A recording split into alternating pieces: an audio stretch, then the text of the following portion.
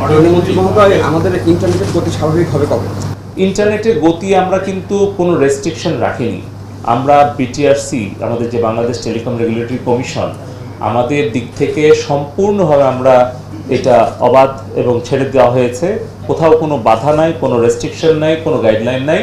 কিন্তু আমাদেরকে যেটুকু মানে টেকনিক্যাল পার্সনরা বলেছে যে প্রায় ৫,০০০% মানে বৃদ্ধি পেয়েছে ভিপিএন ব্যবহার করা। ফলে ভিপিএন ব্যবহার যারা করছে তখন কিন্তু অন্য দেশের আসলে নেটওয়ার্ক ব্যবহার করছে। ফলে এই যে বিদেশে যে ব্যান্ডউইথের ট্রাফিকটা বেড়ে যাচ্ছে, এটা একটা অন্যতম কারণ যে অনেক সময় মোবাইল 4G নেটওয়ার্কে অনেক ইন্টারনেট একটু স্লো পাচ্ছে, মানে মেইন ব্রডব্যান্ড কানেক্টিভিটি, এটা একটা অন্যতম কারণ বলে আমাকে বলা হয়েছে।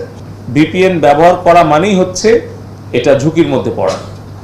আমাকে সাইবার সিকিউরিটি এক্সপার্টরা এটাই পরামর্শ দিয়েছে যেন আমরা গণমাধ্যমে, ব্যক্তি, প্রতিষ্ঠান, সরকারের সব পর্যায়ে আমরা এই সচেতন বার্তাটা পৌঁছে দিই যে ভার্চুয়াল প্রাইভেট নেটওয়ার্ক অ্যাপ্লিকেশনগুলো ব্যবহার করা আমাদের জন্য নিরাপত্তা